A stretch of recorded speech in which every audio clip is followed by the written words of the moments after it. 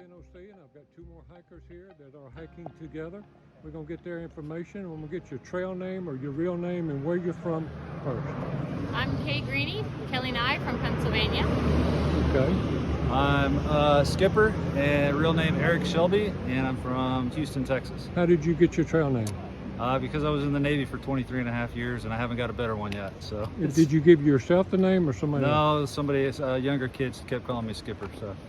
And was that your trail name you gave me, or just your name? When my daughter and I first started backpacking, we came up with a name together. She's J-Bug, and my name's Kelly, so my favorite color is green, so Greenie. Okay, So good deal. J-Bug Greenie. When did you start your through hike this year?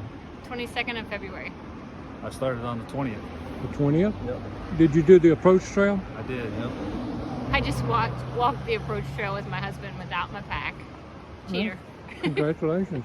I'd have told you don't walk it with the pack or without a pack. Just leave that part out because it doesn't count really, you know. And, and I've had a guy got hurt this year that went home on the approach trail. Oh, no. And he went 1,300 miles in 2019 and broke his arm. Oh, gosh. And he was coming back to try it again. So that's rough. why I say, That's rough. if you ain't counting the miles, you know, that's a bad place to go home. Gotcha. How's it been for y'all? You first. It's been epic. Has it been what you thought it would be?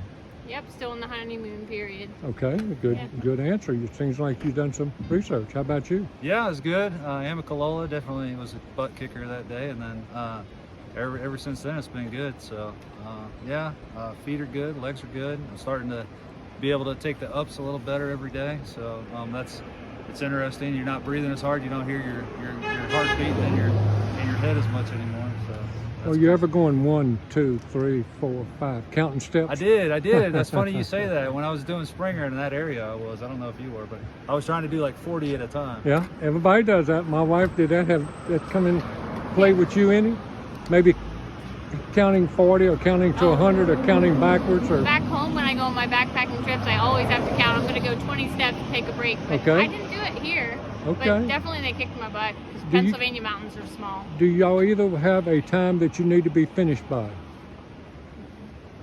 Nope. Not really? No. Not Just, really? I have a target date of September 1st just because that's my little guy's birthday, and I kind of like to be home for that, but it's not a hard rule. Do either of you have a place that you know about ahead of you that you can't wait to see? I can't wait to cross over in Boiling Springs on Route 74 because that's my closest. To your house? Yeah, closest to my house. I always dreamed of myself walking myself there. So That is cool. And will family members or friends or something maybe be out there or be around you then? I hope so. Okay, what about you? Klingman's Dome is going to be a big one. Okay. I'm looking forward to that, just the highest point, and then Katahdin for sure. And I'm already starting to set my sights on the halfway point, the unofficial Harper's Ferry. What are you going to eat? What kind of ice cream? If I do the half-gallon challenge, it'll probably just be vanilla. That's my And what about stomping you? ground. That's my stomping grounds. I don't need to do the ice cream, but I know they got good burgers, so that's what I'm going to get. My wife did all 3 flavors because she didn't want to get tired of one. No. So she chose all 3. Oh my You know, God. half a gallon. Well, half a gallon's a half a gallon. We don't have the hiker hunger yet, so. Yeah, but you will by then. Yeah. All your gears worked well, you said? Yeah. Pretty much? Yeah, the only thing I sent home was I had some soft shell fleece line paint, and after going up the falls, I could see sweat coming through the seams, and I just said I could never see having to wear these again. It was 31 degrees that morning I did the fall, so I sent those home. It was 2 pounds. Everything else is good. And you? Yeah, I don't have any trouble. I've been asking this question, I'm just trying to see different answers. If somebody called you and said, hey, you've inspired me to do the Appalachian Trail next year, what's the first piece of advice would you give them? Get out of your head. Going up those hills, if you get in your head, I like what you told me. He said about, your body can handle more than you think it can. It's a mind game. That's absolutely right. That was the Navy, so Yeah. your mind will always give up before your body will. You'll always mentally quit before your muscles will. What would you say to somebody called you? I would tell people to go to a proper outfitter and don't just try to piecemeal things together off of Amazon. I know it's tempting because the prices are affordable and more affordable, but you'll end up paying for it down the road, and you'll end up having to buy more gear at Neil Gap or here or wherever.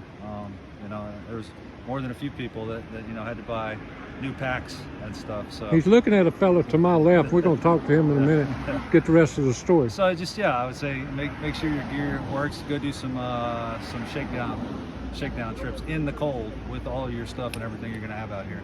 Did you weigh your pack? when you 30 started? 36.